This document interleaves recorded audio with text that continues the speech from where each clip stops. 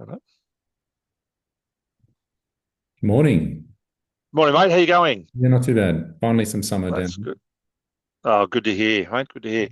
Mate, another interesting week in the market. We've had some sort of up and down moves, but we're sort of holding around 8,600. It seems to be our level. Yeah, it seems like we're just waiting to see confirmation that US drops its interest rates next week, and maybe we get a bit of movement after that. But for now, we're just sort of treading water.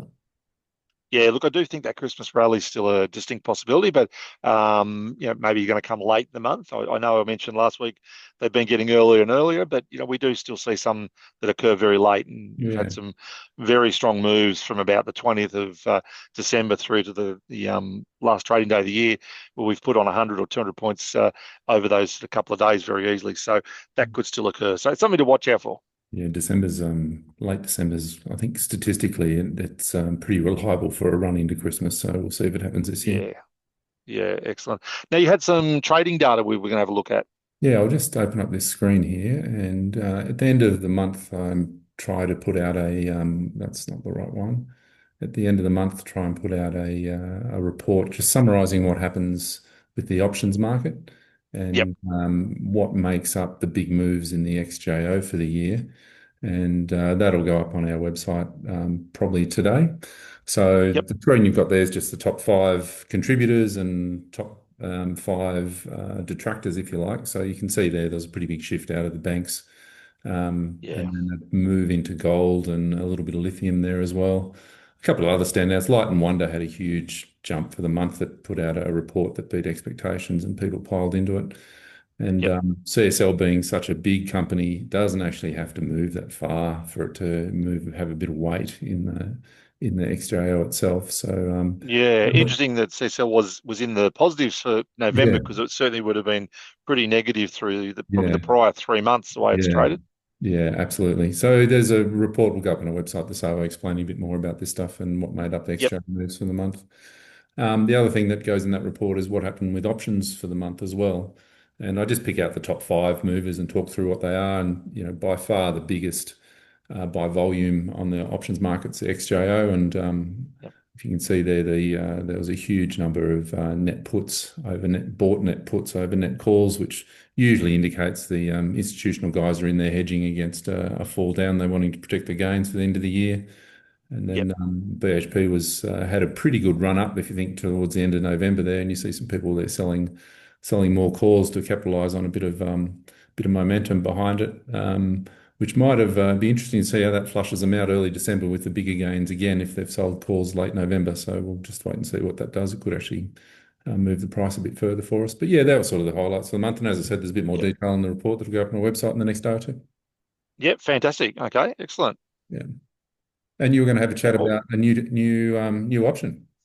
yeah. Look, the ASX last Monday launched a new option class being ETOs over gold, but it's actually the gold ETF. Now, the code GOLD has been an ETF in our market for I think 20 or 30 years. It's one of the original ETFs.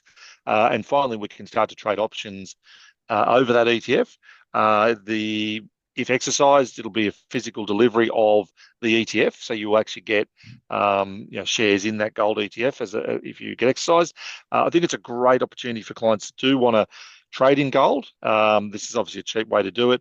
Obviously, you can buy the gold ETF. You could buy that, and you could sell a covered call, so you could start to extract some income. Because anyone who buys gold probably knows that it's an asset you sit on and hold. You don't get any dividends along the way. Whereas, if you do want to hold it, selling covered calls would be a really sensible strategy, especially with where gold's at the moment. And obviously, you can do some hedging with gold puts as well. So, I think a great product. Liquidity should start to build. We've got two market makers providing quotes there, and hopefully, we'll see some good flows of business build up in the class. Yeah, it's a great addition for trading options, that's for sure. Yeah, and mate, as I also mentioned before, the ASX is actually looking at the idea of having options over some crypto assets. The hope is that they would look to have that sort of come along sometime next year. There's a lot of hoops they've got to jump through to get it live, but it would be another interesting asset class that we could look at, especially for so much volume going through in the crypto markets now. Being the ability to trade options over either a basket of coins or a couple of individual ones, I think would be quite interesting, and I'd hope there'd be strong demand for it. Yeah, you'd think so. I mean, there'd be plenty of volatility there, so the premiums would be pretty high and something like that. So, yeah, one to watch out Yeah, for next year, I guess. yeah, we'll see how we go, and I'll keep everyone updated as the ASX release more information. Yeah. A trade I did yesterday for a couple of clients. BHP had a huge jump yesterday. See on the right-hand side there with the chart, the copper price charged up and BHP went up with it.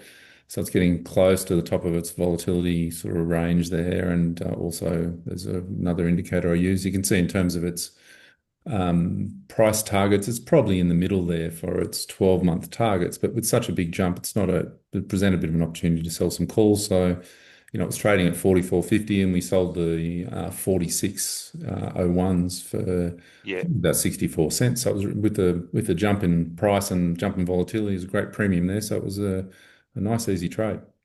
yeah. So that was the Jan 4601s. January 46.01s. Yeah. Yeah, great. Yeah, good. That's some great premium. And obviously, yeah. Look, I think at BHP, if you'd lost the stock at $46, I don't think you'd be unhappy. It'd be a pretty attractive level to sell the shares at. Yeah, I mean, it's got to really move beyond sort of 46.50 before you'd roll and all the rest of it to let it go. But it's, yeah, it's good premium. And as you said, happy to let it go around there. Yeah, excellent.